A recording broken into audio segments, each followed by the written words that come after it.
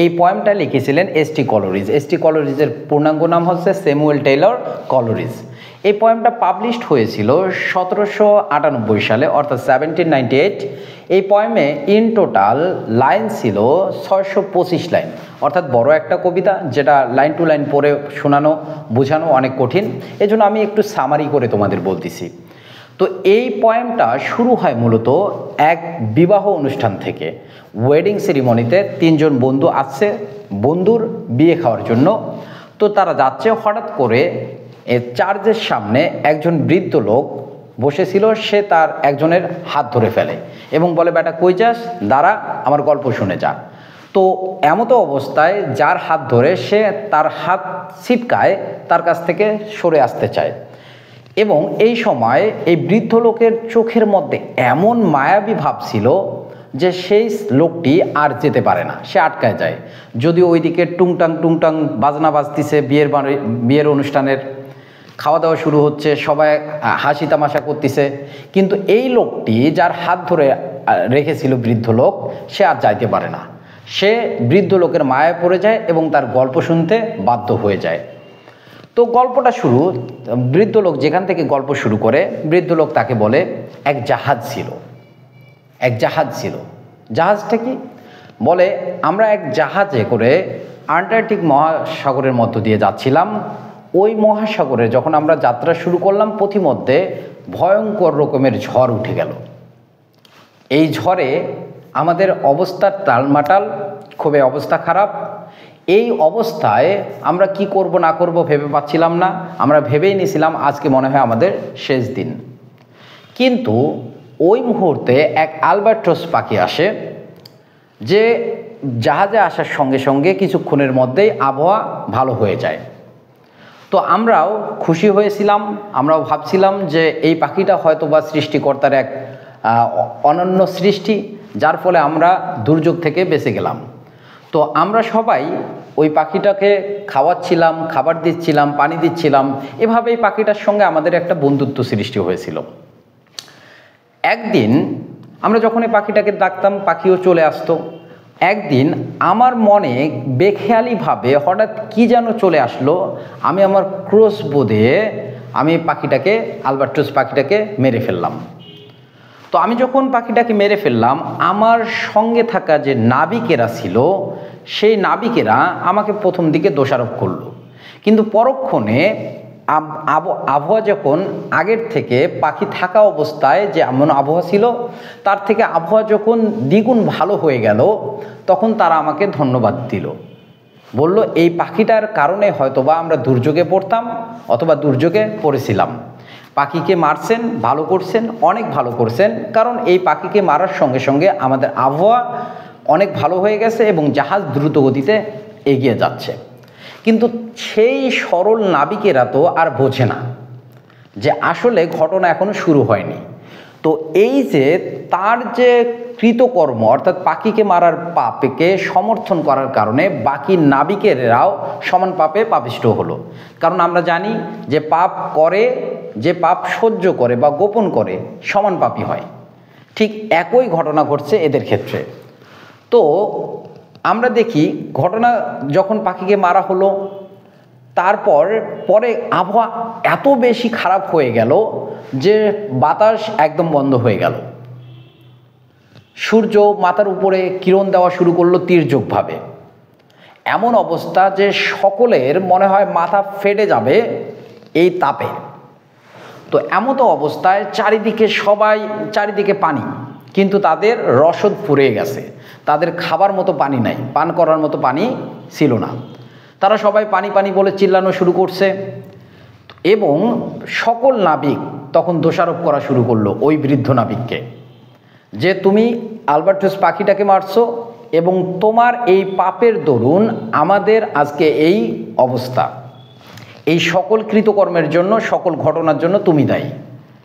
তো তখন আর দেখো, মানুষের যে মন ক্ষণে ক্ষণে চেঞ্জ হয়, যে তোমাকে ভালোবাসতেছে, যে তোমার প্রশংসা করতেছে, কিছুক্ষণের মধ্যেই পরিস্থিতির কারণে সে তোমাকে ঘৃণা করতে পারে, তোমার বদনাম ছড়াতে পারে। এই বিষয়টা সুন্দরভাবে এখানে উপস্থাপন করছে। যে নাবিকেরা বৃদ্ধ নাবিকের প্রশংসা করলো তারাই আবার তাকে দোষারোপ করতেছে এবং তার গলায় তার কৃতকর্ম মানে চেষ্টা করতেছিল যে তারা পাইলে যেন তাকে মেরে ফেলে বৃদ্ধ নাবিককে, কিন্তু তারা মারে নাই, বরং তার কৃতকর্মের ফলস্বরূপ তার গলায় মৃত আলবার্টোস পাখিটাকে ঝুলিয়ে দেয়। আলবার্টোস পাখি ছোট ছিল না, কিন্তু 6 থেকে 7 ফিট লম্বা হয়। তো তার গলার মধ্যে ঝুলিয়ে দেয় যখন, এমতো অবস্থায় অবস্থা খুবই খারাপ। সবাই চারিদিকে যখন পানি, সমুদ্রের পানি, আমরা জানি যে চারিদিকে অথই সমুদ্র, পানি আর পানি। এখানে 4টা লাইন খুবই important. SSC water environment and pollution নামে যে ইউনিটটা আছে সেখানে আমাদের দেওয়া আছে। প্রথম লেসনে বলা আছে water water everywhere all the boat did Singh, water water everywhere but not a drop to drink. মানে সবখানে পানি পানি, কিন্তু খাওয়ার মতো পানি নাই, কারণ আমরা জানি সমুদ্রের পানি লবণাক্ত, যতই খাবা ততই তৃষ্ণা লাগবে। তো এমতো অবস্থায় যখন চারিদিকে সবাই আর্তনাদ করতেছে মৃত্যুর জন্য, মৃত্যু ঘটবে এমতো অবস্থায় তারা পড়ে আছে, তো তা বৃদ্ধ নাবিক হঠাৎ করে দেখতে পারে দূর থেকে এক শিপ আসতেছে, জাহাজ আসতেছে। সো এই জাহাজের আগমন দেখে সবাই খুশি হয়, তারা মনে করে হয়তোবা তারা বেঁচে যাবে, এই ভেবে তারা খুশি হয়। জাহাজকে যে ইশারা ইঙ্গিত করে ডাকবে এমন শক্তি বৃদ্ধ নাবিকের ছিল না, কারণ তাদের গলা একদম শুকায় গেছিল, বাকি ক্রু সহ তার গলা শুকায় গেছিল।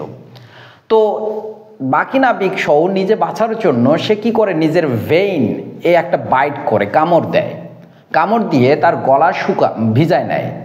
এই গলা ভিজানোর ফলে সে একটু শক্তি পায় এবং জাহাজকে ডাকা শুরু করে। এর ফলে বাকি ক্রুরা ভাবা শুরু করে, না, এই কাজটা অন্তত বৃদ্ধ নাবিক ঠিক করেছে। তো পরক্ষণে বৃদ্ধ নাবিকের মাথায় একটা চিন্তা চলে আসে যে আমাদের জাহাজ যেখানে স্থবির হয়ে আছে, স্ট্যাবল হয়ে আছে, 1 ইঞ্চিও সামনে এগুতে পারতেছে না, কিভাবে সেম টাইমে অপর দিক থেকে একটা জাহাজ এত দ্রুত বেগে আসতে পারে। তো যখন জাহাজটা কাছে আসলো তারা দেখলো জাহাজে 2 জন ব্যক্তি ছিল, মূলত ব্যক্তি না, এগুলো গোস্ট ছিল। একটা লাইফ, মানে 2টার নাম ছিল, একটা ডেথ আর একটা লাইফ ইন ডেথ। এই 2 জন ব্যক্তি, এর মধ্যে একজন মহিলা ছিল। এই life in death and death এরা 2 জন পাশা খেলতেছিল। এই পাশা খেলায় ডেথ জিতে সমগ্র ক্রুদেরকে এবং লাইফ ইন ডেথ যেতে মূলত বৃদ্ধ নাবিককে। এই লাইফ ইন ডেথ জিনিসটা কি, মানে লাইফ ইন ডেথ বৃদ্ধ নাবিককে জেতার পেছনে কারণ হচ্ছে তার জীবনটা এমন হবে যে মৃত জীবিত থেকেও মৃত, বলে না বেঁচে আছি কিন্তু মরার মতো বেঁচে আছি, এমন অবস্থায় দিন কাটাতে হবে বৃদ্ধ নাবিককে। তো এই অবস্থায় সকল নাবিক ক্রু যারা ছিল এই বৃদ্ধ নাবিকের সঙ্গে সবাই মরে যায়। এরপর যখন সকল ক্রু মারা যায়, সকল ক্রু তার দিকে মৃত অবস্থায় এমনভাবে তাকিয়েছিল যেন কোনো বড় পাপিষ্ঠকে দেখতেছিল। আসলে কোনো প্রাণীকে অকারণে হত্যা করা বড় পাপেই। তো আমরা এভাবেই দেখতে পাই যে সে 7 দিন অর্থাৎ 1 সপ্তাহ সে এই বড় সমুদ্রের মধ্যে পড়ে আছে একাই, চারিদিকে লাশ, লাশের মধ্যে 1 সপ্তাহ সে ওই জাহাজের মধ্যে ছিল। তখন এখানে একটা ইম্পর্টেন্ট লাইন আছে কবিতার, alone alone all but alone, alone in the long long sea. এই লাইনটা খুবই ইম্পর্টেন্ট। এর ফলে সে সমুদ্রে যে জাহাজের মধ্যে ছিল এই জাহাজের কিনারায় একটু যায়, গিয়ে দেখে অনেক ধরনের প্রাণী, কিন্তু সমুদ্রের মধ্যে জাহাজের আশেপাশে কিছু সাপ সাঁতার কাটতেছিল। এই সাপগুলো একটু সুন্দর দেখতেছিল। সে এই সাপগুলোকে দেখে, তাদের সাঁতার কাটা দেখে মনে হচ্ছিল তারা যেন কত সুখী। এই জন্য সে একটা লাইন বলে এখানে, ও হ্যাপি লিভিং থিংস।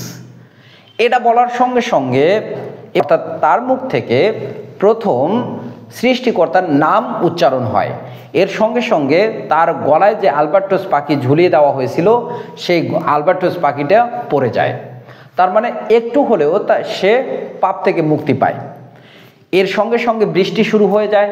যখনই বৃষ্টি শুরু হয়ে যায় সঙ্গে সঙ্গে এই মৃত যে তার ক্রু, তার সঙ্গীরা ছিল, তারা জীবিত হয়। এখন তোমরা বলতে পারো যে ভাই সত্যি সত্যি কি তারা জীবিত হয়েছিল? আসলে না, আকাশ থেকে এক ধরনের অ্যাঞ্জেল আসে, তাদের মধ্যে ঢুকে যায় এবং তারা জীবিত হয়ে যায় এবং জাহাজ চালানো শুরু করে দেয়। বৃদ্ধ নাবিকের সঙ্গে কোনো রকম কথা বলে না।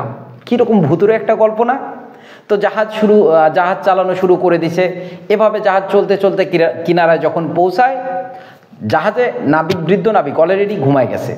কিনারায় যখন সে উঠে দেখে, জাহাজের যে সকল ক্রু ছিল, যারা জীবিত ছিল, তারা আবার মৃত হয়ে যায়, অর্থাৎ তাদের কাছ থেকে অ্যাঞ্জেল চলে যায়।